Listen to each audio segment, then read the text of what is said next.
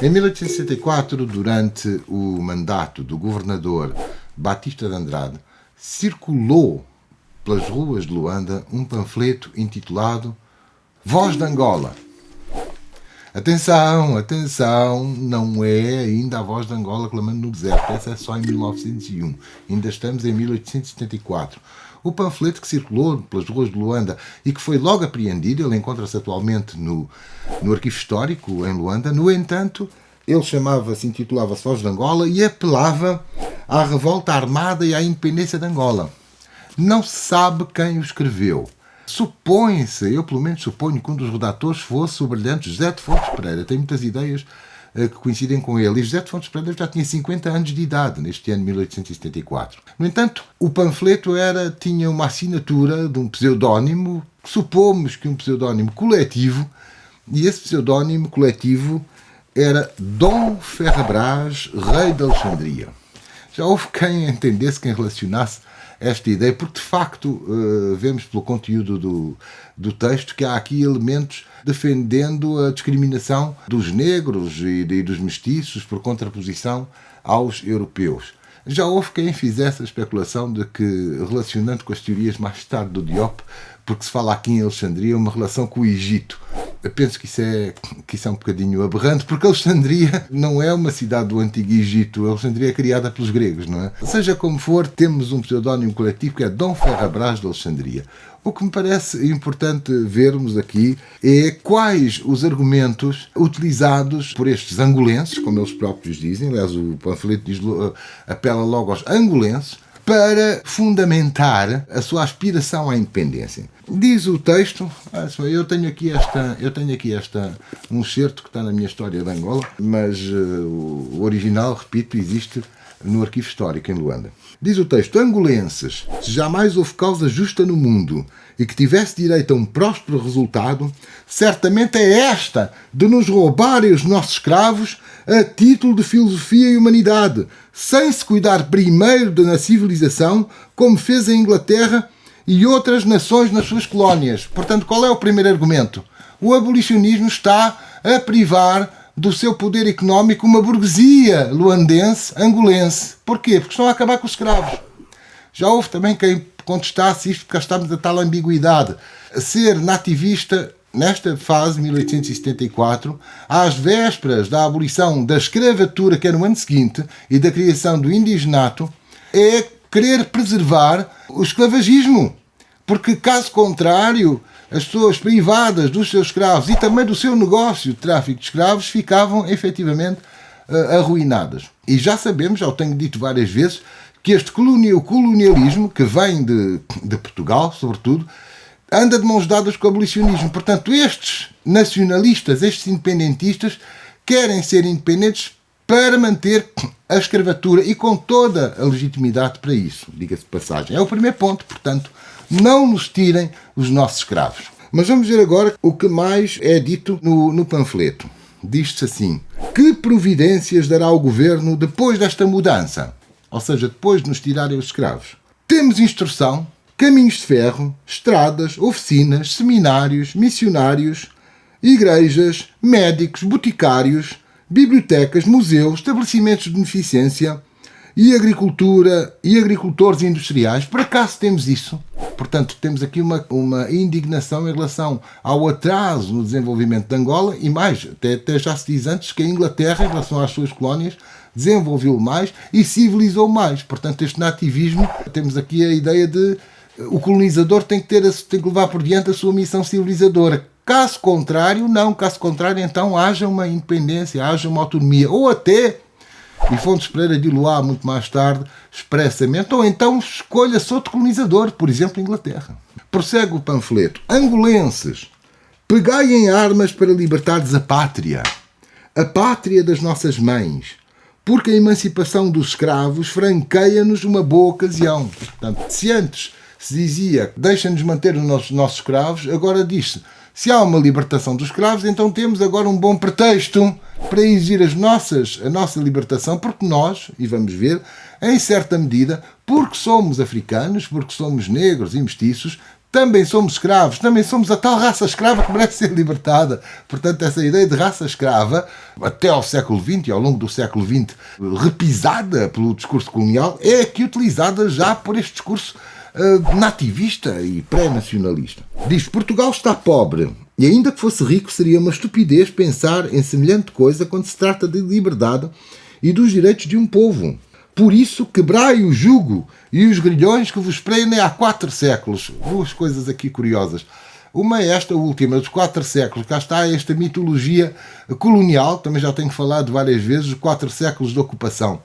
Os 4 séculos só em relação a Luanda e em relação ao corredor do Kwanza, eventualmente a Benguela. E são 4 séculos de grandes transformações. Mas este argumento, que já na altura estava a crescer na argumentação colonial, na legitimação colonial, 4 séculos, cá está os mesmos direitos que Portugal vai reivindicar na Conferência de Berlim, da presença dos direitos históricos, da presença em África de 4 séculos, também os nativistas angolanos os usam. 4 séculos de ocupação e de subjugação. Um outro ponto que aqui aparece é a consciência. Mais tarde Cordeiro da Mata irá sublinhar bem isso no seu poema Libelo a Portugal. Este poema chama-se Libelo a Portugal. E reza assim: Portugal, foste grande, tuas tradições gloriosas assombram todas as nações. De Camões o poema e de Herculano a história, tudo, ó egrégio velho, fala em tua glória. Porém, se eras o forte, o temerário, o ousado, da marítima empresa o grande iniciador, o intrépido, o valente náutico soldado, atestando em doiradas páginas ao mundo qual foi, após heroicas lidas, teu valor, hoje, ó velho leão, estás moribundo. No entanto, já aqui está presente a ideia de que Portugal está pobre, de que Portugal está agonizante no âmbito do jogo das potências coloniais. Diz depois o panfleto: não vedes que os pretos dos dembos estão emancipados? Têm eles alguma instrução? Já é tempo. Portanto, agora temos aqui um elemento novo e que vai ser único durante os próximos 20 anos. E é sempre daquilo que conhecemos da imprensa, é sempre o Fontes Pereira. Por isso é que eu tenho a desconfiança que o Fontes Pereira é um dos autores aqui deste, se não mesmo quase o único autor aqui deste panfleto. Apelar para os dembos estavam de facto independentes desde 1862, com a revolta de Kakule Kaenda, do Soba Kakule Kaenda. José Francisco vai nos poder explicar sobre esta localidade. É verdade que esse local de Kakule Kaenda é um local histórico onde os nossos antepassados travaram muita guerra contra a ocupação colonial. Então, na ocupação que eles tiveram durante muito tempo, temos um monumento histórico que dignifica o heroísmo do Kakule Kaenda. Na nossa pesquisa sobre Kakule Kaenda, encontramos vários escritos que nos relatam estes confrontos. Kakule Kaenda era entendido como o maior e mais importante dos muitos dembos. Como tal, Kakule Kaenda era a tendencialmente efetiva força de liderança da revolta, mas também o necessário e icónico símbolo a derrubar. Numa vitória desejada pelos portugueses. Mas é um caso único considerado os dembos angolenses, quando os dembos, à partida, e também os angolanos do interior, que não fossem letrados, que não fossem daquela burguesia urbana, muitas vezes até eram desprezados por estes intelectuais urbanos. Mas aqui o autor deste texto está-nos a dizer que os outros também são dos nossos, os dembos também são dos nossos, também são angolanos como nós. E nem instrução eles têm, quando há bocado se exigia instrução. Mas agora não é preciso instrução. Vamos para a frente, vamos lutar pela nossa liberdade. Há uma passagem deste texto que merece ser aqui relevada, que é a que diz respeito ao menosprezo pelos negros em Luanda e uma referência, ou uma alusão pelo menos, ao crescimento da cidade branca ou da cidade europeia em detrimento da cidade africana, que já vai, onde já começam a aparecer os moceques a ventrar a cidade de Luanda. Quando é dito: lembrai que os empregos, tudo é para os portugueses, para nós nada. Vede os nossos campos arrasados, a nossa riqueza aniquilada, as nossas irmãs prostituídas, os nossos concelhos do interior despovoados. A fome e a peste perseguem-nos sempre por causa de uma administração péssima. A cor preta e parda é considerada como uma palha movida ao vento. Não somos chamados para nada porque entende o governo que somos escravos, que somos raças escravas. As nossas casas são demolidas, cá está, a Cidade Branca já começa a avançar e demolindo as casas dos africanos. As nossas casas são demolidas e somos obrigados a residirmos em outros pontos sem que o governo pague o justo valor delas. O indigenato estava apenas a 1 ano de ser criado um indigenato a substituir a escravatura, mas parece que já estão a aparecer, em Luanda, os futuros bairros indígenas que não são indemnizados.